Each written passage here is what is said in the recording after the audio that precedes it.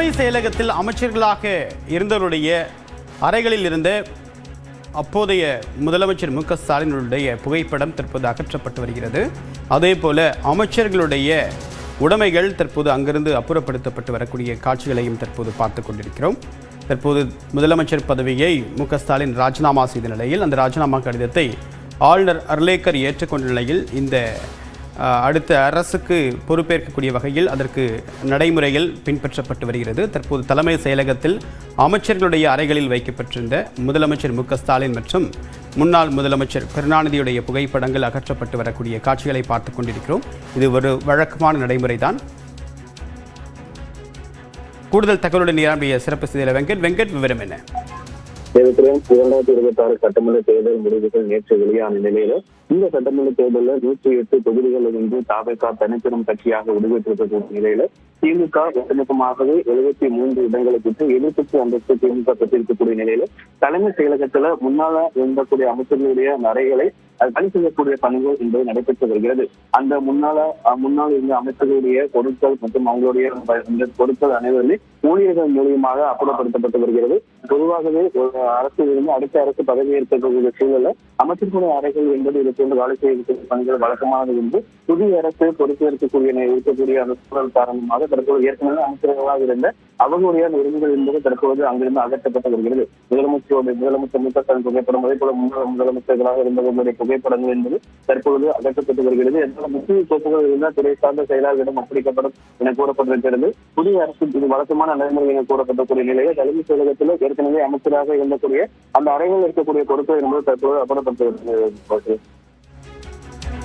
விரிவான தகவல் நன்றி வெங்கட்.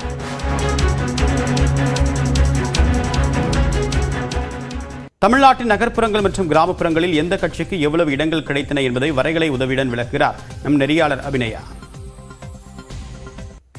நடந்து முடிந்த சட்டமன்ற தேர்தல் வாக்கு எண்ணிக்கைக்கு பிறகாக தனிப்பெருங்கட்சியாக உருவெடுத்திருக்கிறது தமிழக வெற்றி கழகம். ஒவ்வொரு செக்மெண்டாக அவங்க எங்க அதிக ஆதிக்கம் செலுத்தி இருக்காங்க அப்படின்னு பார்க்கும்போது நாம இப்போ நகர்ப்புறங்கள் ஊரக பகுதிகளில் தாவேகாவினுடைய வீச்சு என்னவாக இருந்திருக்கு அப்படின்றத பார்க்கலாம். முதலாவதாக நகர்ப்புறங்கள் அர்பன் சீன்ஸ் அப்படின்னு பார்க்கப்படுற 69 தொகுதிகளில் தான் தாவேகா அதிகமான தொகுதிகளை பெற்றிருக்காங்க. அதாவது 50 தொகுதிகள் மொத்தமாக இருக்கிற 69 தொகுதிகளில் 50 தொகுதிகளில் தாவேகா வெற்றி பெற்றிருக்காங்க. திமுக கூட்டணி 16 தொகுதிகளில் தான் வெற்றி பெற்றிருக்காங்க. இந்த தொகுதியில தான் 35 இடங்களை திமுக தாவேகா கிட்ட இழந்திருக்கு. அதே மாதிரி அதிமுக 15 இடங்களை தாவேகா கிட்ட இழந்திருக்காங்க. 3 தொகுதிகளில் அதிமுக கூட்டணி வெற்றி பெற்றிருக்காங்க அப்படின்றத பார்க்க முடியுது. அந்த 2 கட்சிகள் இழந்த அந்த 35+15 சேர்ந்து 50 தொகுதிகள் தாவேகாவுக்கு போயிருக்கு. அதிமுகவோட ஒப்பிடும்போது திமுக தான் நகர்ப்புறங்கள்ல ஸ்ட்ராங்கா இருந்திருக்காங்க. அதனால அவங்க அதிகமா தாவேகா கிட்ட இழந்திருக்காங்க அப்படின்றத பார்க்க முடியுது. இதே மாதிரி செமி அர்பன் சீட்ஸ் அந்த இடங்கள்ல என்ன நடந்திருக்கு அப்படின்னு பார்க்கும்போது அந்த தொகுதிகள் மொத்தம் 75 தொகுதிகள் அப்படின்னு கணக்கிடப்பட்டிருக்கு. அதுலயும் தாவேகா அதிகமான இடங்களை பெற்றிருக்காங்க. ஆனா பெரிதளவிலான திமுக அந்த இடத்துல இழக்கல. அதாவது ஒரு முழுமையான நகர்ப்புற பகுதிகளை விட செமி அர்பன்ல கொஞ்சம் இழந்திருக்காங்க, கொஞ்சம் குறைவு ஒப்பீட்டளவில் அப்படின்னு நம்ம பார்க்கலாம். தாவேகா 30 இடங்கள் அந்த இடங்கள்ல வெற்றி பெற்றிருக்காங்க. திமுக கூட்டணி 27 தொகுதிகளில் வெற்றி பெற்றிருக்காங்க. 21 தொகுதிகளில் இழந்திருக்காங்க. ஆனா இழப்பு அதிகமாக தான் இருக்கு. அதிமுக கூட்டணியை பொறுத்த வரைக்கும் 18 தொகுதிகளில் வெற்றி பெற்றிருக்காங்க. 9 இடங்களை தாவேகா கிட்ட இழந்திருக்காங்க. அந்த 21+9 30 தொகுதிகள் தாவேகாவிற்கு போயிருக்கு. இது செமி அர்பன் சீட்ஸ்ல. இன்னொரு முக்கியமான கணிப்பு என்னவாக இருந்ததுன்னா ஊரக பகுதிகளில் விஜயனுடைய தாக்கம் அந்த அளவுக்கு இருக்காது அப்படின்னு சொல்லப்பட்டிருந்தது. அதை நிரூபிக்கும் விதமாக தான் இந்த எண்ணிக்கை இருக்கு அப்படின்னு பார்க்கும்போது ஊரக பகுதிகளிலையும் தாவேகாவினுடைய ரீச் இருந்திருக்கு. ஆனா நகர்ப்புறங்களோட ஒப்பிட்டு பார்க்கும்போது குறைவாக இருக்கு அப்படின்றத பார்க்க முடியுது. ஏன்னா நகர்ப்புறங்கள்லையும் அதே மாதிரி செமி அர்பன் அந்த பகுதிகளிலையும் முதலிடத்துல இருக்கிற தாவேகா இந்த இடத்துல 3வது இடத்துல இருக்கு அப்படின்றத பார்க்க முடியுது. அதிமுக கூட்டணி தான் அங்க அதிகமா ரீச் ஆயிருக்காங்க அப்படின்றத பார்க்க முடியுது. 32 தொகுதிகளில் அதிமுக கூட்டணி வெற்றி பெற்றிருக்காங்க. முந்தைய தேர்தலை விட 2 தொகுதிகள் கூடுதலாக அதிமுக கூட்டணி பெற்றிருக்கு. திமுக கூட்டணி 30 தொகுதிகளில் வெற்றி பெற்றிருக்காங்க. ஆனா முந்தைய தேர்தலில் இருந்து 30 தொகுதிகளை இழந்திருக்காங்க.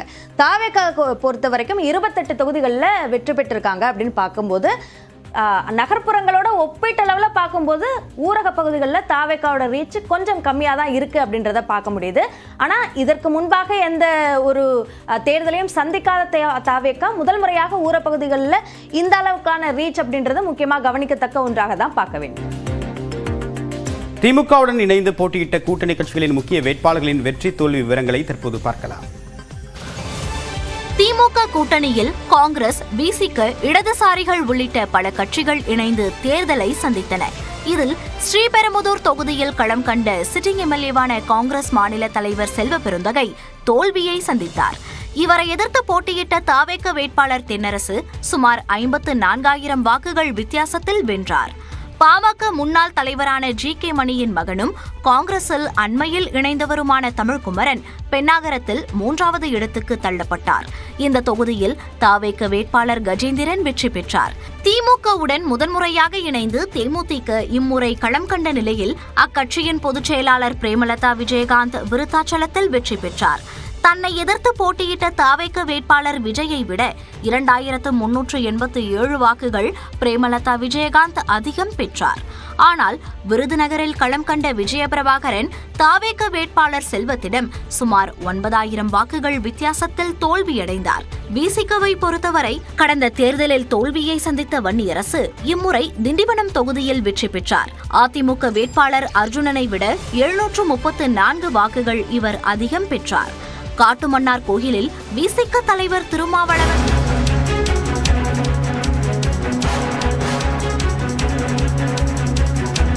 தாவேக சட்டப்பேரவை குழு தலைவராக தேர்வு செய்யப்பட்டார் விஜய். தற்போது தாவேக தலைவர் அடுத்ததாக சட்டமன்ற குழு தலைவராக தேர்வு செய்யப்பட்டிருக்கிறார். இதன் மூலமாக முதலமைச்சர் ஆக அடுத்த கட்டத்திற்கு முன்னேறி இருக்கிறார். தாவேக சட்டமன்ற குழு தலைவராக விஜய் தேர்வு செய்யப்பட்ட நிலையில் இனி அடுத்ததாக தன்னுடைய ஆதரவு சட்டமன்ற உறுப்பினருடைய கடிதத்துடன் ஆளுநரை சந்தித்து ஆட்சி அமைக்க உரிமை கோருவார். அதற்கு பிறகு ஆளுநர் கொடுக்கக்கூடிய 2 வாய்ப்புகளில் ஆட்சி பொறுப்பேற்ற பிறகு குறிப்பிட்ட நாள் அவகாசத்திற்குள்ளாக அவர் தன்னுடைய பெரும்பான்மை நிரூபிக்க வேண்டும். இல்லாவிட்டால் கூட்டணி கட்சியுடைய ஆதரவு கடிதத்தை 118 பேருடைய கடிதத்தை கொடுக்க வேண்டும். இந்த 2 வாய்ப்புகள் அடுத்ததாக விஜய் முன்பாக இருக்கிறது. தற்போது அதற்கு முதற்படியாக தாவேக சட்டப்பேரவை குழு தலைவராக தேர்வு செய்யப்பட்டிருக்கிறார் கட்சியின் தலைவர் விஜய். விவரங்களோடு நம்முடைய சிறப்பு செயலர் செந்தில்ராஜா, விவரம் என்ன? தேவப்பிரியன், தமிழக வெற்றி கழகம் நடைபெற்று முடிந்த சட்டமன்ற தேர்தலில் 108 இடங்களில் வெற்றி பெற்றிருக்கிறார்கள். இந்த நிலையில் அந்த சட்டமன்ற உறுப்பினர்களுடைய ஆலோசனை கூட்டம் சென்னை பனையூர் அலுவலகத்தில் நடைபெற்று வருகிறது. விஜய் தலைமையில் அந்த ஆலோசனை கூட்டம் நடைபெற்று வருகிறது. முதலில் நிர்வாகிகளோடு ஆலோசனை கூட்டம் நடைபெற்றது. குறிப்பாக மாநில நிர்வாகிகளோடு ஆலோசனை கூட்டம் நடைபெற்றது. அதற்கு பிறகு இந்த சட்டமன்ற உறுப்பினர்கள் ஒவ்வொருவராக தங்களுடைய சான்றிதழை விஜயிடம் கொடுத்து அவர்கள் வாழ்த்து பெற்றார்கள். அதற்கு பிறகு 3ஆம் கட்டமாக இந்த ஆலோசனை கூட்டம், சட்டமன்ற உறுப்பினர்களுடன் ஆலோசனை கூட்டம் நடைபெற்று வருகிறது. அதில் தான் தற்போது தமிழக வெற்றி கழகத்துடைய சட்டமன்ற குழு தலைவராக விஜய் தேர்வு செய்யப்பட்டிருக்கிறார். இங்கு வந்திருக்கக்கூடிய அனைத்து அந்த சட்டமன்ற உறுப்பினர்களும் விஜய் முதல்வராக சட்டமன்ற குழு தலைவராக தேர்வு செய்வதற்கான ஆதரவு தெரிவித்து கையொப்பம் ஈட்டிருக்கிறார்கள். தேவப்பிரியன், இப்ப அடுத்ததாக ஆளுநரை நேரில் சந்தித்து ஆட்சி அமைக்க உரிமை கோரக்கூடிய நிகழ்வு, கூட்டணிக்கான ஆதரவை கேட்கக்கூடிய முயற்சி, இதெல்லாம் தொடங்கி இருக்கா? என்ன நிலையில இருக்காங்க செந்தில்? தேவப்பிரியன், ஏற்கனவே ஒரு கடிதம் அனுப்பப்பட்டிருக்கிறது, இமெயில் மூலமாக அனுப்பப்பட்டிருக்கிறது. இதைத் தொடர்ந்து தற்போது சட்டமன்ற உறுப்பினர்களிடம் அந்த கையொப்பம் பெற்று அந்த கடிதத்தை ஆதரவு பெரும்பான்மைக்கான அந்த ஆதரவு கடிதத்தை ஆளுநரை சந்தித்து வழங்க இருக்கிறார்கள். அதற்கான அந்த தேதியும் குறிப்பிட்டு சொல்ல இருக்கிறார்கள். 7ஆம் தேதி 7, 8, 9 தேதிகளில் ஒரு தேதி இருக்கும் என்றும் கூறுகிறார்கள். குறிப்பாக நேரு உள் விளையாட்டு அரங்கில் அந்த பதவியேற்பு விழாவை நடத்துவதற்கான திட்டமிடல் பணிகளும் நடைபெற்று வருகிறது. அதற்கான ஆலோசனையும் நடைபெற்று இருக்கிறது. எனவே 9ஆம் தேதிக்கு முன்பாக, 9ஆம் தேதி அல்லது அதற்கு முன்பாக விஜய் பதவியேற்கிறார். அதற்கான அந்த நிகழ்ச்சி என்பது நேரு உள் விளையாட்டு அரங்கில் நடைபெறுகிறது. 8000 பேர் அந்த நிகழ்ச்சியில் கலந்து கொள்வதற்காக திட்டமிடப்பட்டிருக்கிறது. கட்சி நிர்வாகிகள், உறுப்பினர்கள் உள்ளிட்ட 8000 பேர் அதில் கலந்து கொள்வதற்கான வாய்ப்பு இருக்கிறது. பிரியன், இப்ப பிற கட்சிகளையும் சேர்ந்த வழக்கமான நடைமுறை என்னவாக இருக்கும் அப்படின்னா, அவங்களோட தேசியில் இருக்கக்கூடிய கூட்டணி, பிற நட்பு முதலமைச்சர்கள் எல்லாருமே கூட்டணி ஆட்சி பொறுப்பேற்கும் போது கூப்பிடுவாங்க. இப்போ விஜய் முதல் முறையாக பதவியேற்பு விழாவுக்கு யாரெல்லாம் அழைக்கப்பட வாய்ப்பு இருக்கு? காங்கிரஸுடனான கூட்டணி உறுதி செய்த பிறகு ராகுல் காந்தி பங்கேற்க வாய்ப்பு இருக்கா? தேவப்பிரியன், அதற்கான முதற்கட்ட பேச்சுவார்த்தைகள் தற்போது தொடங்கி நடைபெற்று வருகிறது. ஏனென்றால் பெரும்பான்மைக்கு 118 இடங்கள் தேவைப்படும் நிலையில் 108 இடங்கள் இவர்களிடம் இருக்கிறது. காங்கிரசிடம் அவர்கள் ஏற்கனவே பேச்சுவார்த்தை நடத்தி வருகிறார்கள். அதே போல பாமக சார்பிலும் பேச்சுவார்த்தை நடைபெற்று வருவதாகவும், இந்திய முஸ்லீம் லீக், இந்திய யூனியன் முஸ்லீம் லீக் கட்சியுடன் பேச்சுவார்த்தை நடைபெற்று வருவதாகவும் தகவல் கிடைத்திருக்கிறது. இந்த பேச்சுவார்த்தைகள் இறுதி கட்டத்தை வெட்டும் வகையில் அதை யாரெல்லாம் அழைப்பு விடுப்பது, அதே போல எதிர்கட்சிகளிலிருந்து யாரெல்லாம் அழைக்கலாம் என்பதை அந்த திட்டமிடல் பணிகள் என்பது இன்று மாலைக்கு மேல் அது முடிவு செய்யப்படும். தேவபிரியன், இப்ப ஆட்சி அதிகாரத்தில் பங்கு என்ற முழக்கத்தை தாவேக்கா ஏற்கனவே வெளியிட்டிருந்தாங்க. இப்ப அந்த நிலைப்பாட்டில் அதே இருக்காங்களா? ஏன்னா இப்ப கூட்டணிக்கு முன்பு, தேர்தலுக்கு பிறகு கூட்டணி அப்படின்ற நிலையில தாவேக்காவுக்கு தான் அந்த எண்ணிக்கை ரொம்ப அவசியமா இருக்கு, ஆட்சியை தொடரவும் தக்க வைக்கவும். ஸோ அதற்கு தயாரா இருக்காங்களா? தேவபிரியன், தமிழக வெற்றி கழகத்தின் தலைவர் விஜய் தன்னுடைய முதல் மாநில மாநாட்டிலேயே கொள்கை மாநாட்டிலே அறிவித்திருந்தார். அதுவும் குறிப்பாக தங்களை நம்பி வருபவர்களுக்கு ஆட்சி அதிகாரத்தில் பங்கு வழங்கப்படும் என்று குறிப்பிட்டிருந்தார். ஆனால் தேர்தலை அவர் தனிமையாக, அதாவது தனித்து களம் கொண்டார். தமிழக வெற்றி கழகம் தமிழகத்தில் எந்த ஒரு கட்சியுடன் கூட்டி அமைக்காமல் போட்டியிட்டது. தற்போது 108 இடங்களில் வெற்றி அடைந்திருக்கிறது. இந்த நிலையில் தான் மீதம் இருக்கும் அந்த 10 இடங்களுக்கான பேச்சுவார்த்தை நடைபெற்று வருகிறது. தமிழக வெற்றி கழகம் பொறுத்தவரை அந்த ஆட்சியில் பங்கு, அதிகாரத்தில் பங்கு என்ற அந்த உடன்பாட்டில் அவர்கள் எந்த சமரசம் செய்யவில்லை. அவர்கள் அதில் உறுதியாக இருக்கிறார்கள். தற்போது நடைபெற்று வரக்கூடிய அந்த பேச்சுவார்த்தை எந்த இடத்தில் இருக்க போகிறது, எதிர்கட்சிகள், அதாவது ஆதரவு தரக்கூடியவர்கள் எந்த மாதிரியான நிலைப்பாட்டில் இருக்கிறார்கள், நிபந்தனையற்ற ஆதரவு கொடுக்கிறார்களா அல்லது ஏதாவது நிபந்தனையுடன் வருகிறார்களா என்பது பொறுத்துதான் அதற்கான அந்த முடிவு என்பது இருக்கும். ஆனால் பேச்சுவார்த்தை என்பது தற்போது மறைமுகமாக நடைபெற்று வருகிறது. தேவப்பிரியன், தகவலுக்கு நன்றி செந்தில் ராஜா. தாவேக்கா சார்பில் போட்டியிட்ட முக்கிய வேட்பாளர்கள் பலர் பெருவாரியான வாக்கு வித்தியாசத்தில் வெற்றி பெற்றுள்ளனர். அதிமுகவிலிருந்து நீக்கப்பட்ட செங்கோட்டையன் தாவேக்காவில் சேர்ந்து மீண்டும் தனது சொந்த தொகுதியான கோபிச்செட்டிப்பாளையத்தில் தேர்தலை சந்தித்தார். இவர் 16,620 வாக்குகள் வித்தியாசத்தில் திமுக வேட்பாளரை வீழ்த்தி வெற்றி பெற்றுள்ளார். அதிமுக 3வது இடத்திற்கு தள்ளப்பட்டது. மொத்தம் 11 தேர்தல்களை சந்தித்துள்ள செங்கோட்டையன் ஒருமுறை மட்டுமே தோல்வியை சந்தித்துள்ளது குறிப்பிடத்தக்கது. விசிகாவிலிருந்து தாவேக்காவுக்கு வந்து அக்கட்சியின் முக்கிய தலைவர்களில் ஒருவராக இருக்கும் ஆதவ் அர்ஜுனா வில்லிவாக்கம் தொகுதியில் வெற்றி பெற்றார். மொத்தம் 66,445 வாக்குகளை ஆதவ் அர்ஜுனா பெற்ற நிலையில் அவரை எதிர்த்து போட்டியிட்ட திமுக வேட்பாளர் கார்த்திக் மோகன் 49,143 வாக்குகளை பெற்றார். திமுக வசமிருந்த தியாகராய நகரில் தாவேக்க பொதுச் செயலாளர் ஆனந்த் வெற்றி பெற்றார். திமுக வேட்பாளர் 3ஆம் இடத்திற்கு சென்றார்.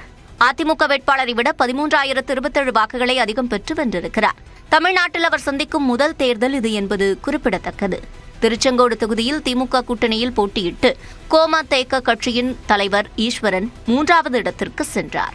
இந்த தொகுதியில் போட்டியிட்ட அருண்ராஜ் 28,172 வாக்குகள் வித்தியாசத்தில் அதிமுக வேட்பாளர் சந்திரசேகரனை வீழ்த்தி வெற்றி பெற்றார்.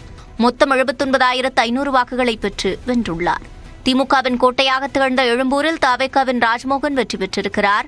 அந்த தொகுதியில் போட்டியிட்ட திமுக வேட்பாளர் தமிழன் பிரசன்னாவை 10,804 வாக்குகள் வித்தியாசத்தில் ராஜ்மோகன் வீழ்த்தியுள்ளார்.